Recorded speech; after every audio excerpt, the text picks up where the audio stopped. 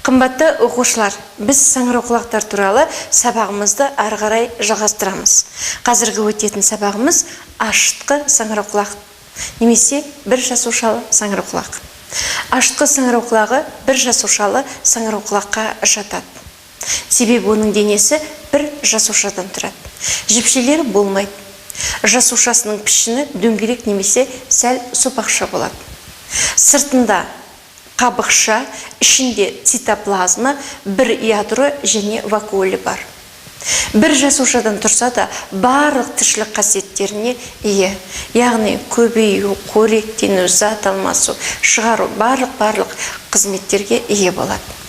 Басқа саңырауқұлақтардан айырмашылығы ұзақ уақыт оттексіз тіршілік ете алады. Бүршіктену арқылы тез көбейеді. Бүршіктеніп көбею кезінде аналық жасушаның бір бүйірінен бұлтиып өсінді пайда болады. Ол біртіндеп көлем ұлғайып, қайта үлкен жасушаға айналады. Аналық жасушандай болған кезде одан да бір өсінді ұлғайып өсіп шығады. Сөйтіп бүршіктену арқылы көбейеді. Моншақ тәрізді түзіліп, ажырамай ары қарай көбейе береді. Ал бүршіктену ол жыныссыз көбеюі.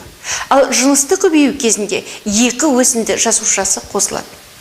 Егер ашытқы саңырауқұлағы өсіп тұрған ортада қоректік зат жетіспей қалса, лезде споралар бар қалта түседі. Сөйтіп, ашытқы саңырауқұлағының зиготасы ішінде споралар бар қалтаға айналады.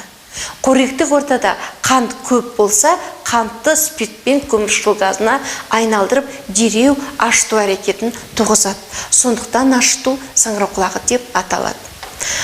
Осы ашыту саңырауқұлағын сыра, қымыз, сүт, шарап ашытуға және нан пісіру өнеркәсібінде кеңінен пайдаланады.